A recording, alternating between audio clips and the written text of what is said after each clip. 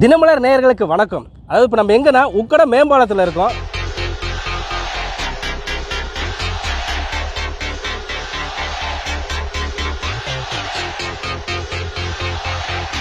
புதிதாக திறக்கப்பட இருக்கிற பிரம்மாண்ட மேம்பாலத்திலிருந்து தான் பேசுகிறோம். அதாவது கோயம்புத்தூர் மாவட்டத்திலேயே போக்குவரத்து நெரிசல் அதிகமாக இருக்கிற ஒரு பகுதினா உக்கடம் ஆத்துப்பாலம் இந்த சாலை.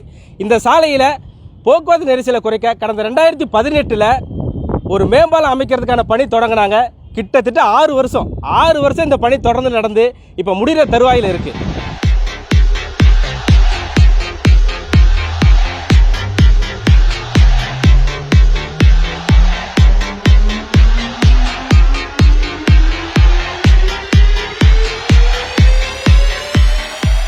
இந்த மேம்பாலத்தினுடைய முக்கியத்துவம் என்ன, இது எவ்வளவு பட்ஜெட்ல கட்டினாங்க, இதில் என்னென்ன சிறப்பு இருக்குங்கிறதெல்லாம் இந்த வீடியோவில் பார்ப்போம் வாங்க.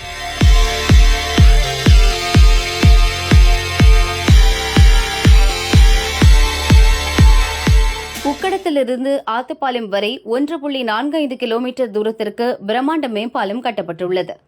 2018 ஆண்டு தொடங்கிய பணி நில எடுப்புக்கு இழப்பீடு, கட்டுமான பணி தாமதம் என மேம்பாலத்திற்கான திட்ட மதிப்பீடு 480 கோடி ரூபாயாக அதிகரித்தது. இந்த மேம்பாலம் தொடங்கும் உக்கடம் பகுதியிலும் ஆத்துப்பாலம் பகுதியிலும் 4 வழிச்சாலையை தாங்கி நிற்கும் வகையில் மொத்தம் 125 மேம்பால தூண்கள் இருக்கின்றது. உக்கடம் பஸ் ஸ்டாண்ட் பகுதியில் ஏறுதளம் பணிகளும் ஆத்துப்பாலத்தில் இறங்குதளம் பணிகளும் முழுமையாக நிறைவடைந்துள்ளது. இதனால் பாலக்காடு மற்றும் பொள்ளாச்சியில் இருந்து வரும் வாகனங்கள் ஆத்துப்பாலத்தில் உள்ள ஏறுதளத்தின் வழியாக ஏறி உக்கடத்தில் இறங்கிவிடலாம். அதேபோல் உக்கடத்திலிருந்து அங்குள்ள ஏறுதளத்தின் வழியாக பொள்ளாச்சி மற்றும் பாலக்காடு சாலையில் இறங்கிவிடலாம். பொள்ளாச்சியிலிருந்து உக்கடம் நோக்கி வருவோர் திருச்சி சாலைக்கு செல்ல இறங்குதளம் இன்னும் தயாராகவில்லை. இதற்கான பணிகள் தற்பொழுது நடந்து வருகின்றன. இந்த பணிகள் அடுத்து வரும் 2 மாதங்களில் முடிக்க நெடுஞ்சாலைத்துறையினர் திட்டமிட்டுள்ளனர்.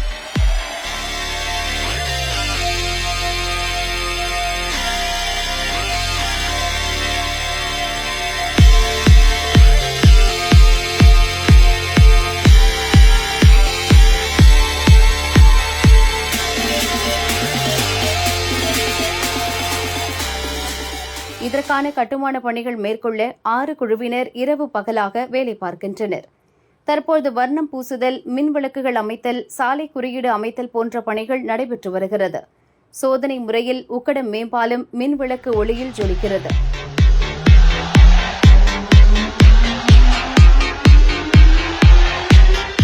இதை காணும்போது விரைவில் திறக்கப்பட உள்ள மேம்பாலத்தால் உக்கடம் ஆத்துப்பாலம் போக்குவரத்து நெரிசலுக்கு நிரந்தர தீர்வு கிடைக்கும் என கோவை வாசிகள் மகிழ்ச்சியாக இருக்கின்றனர்.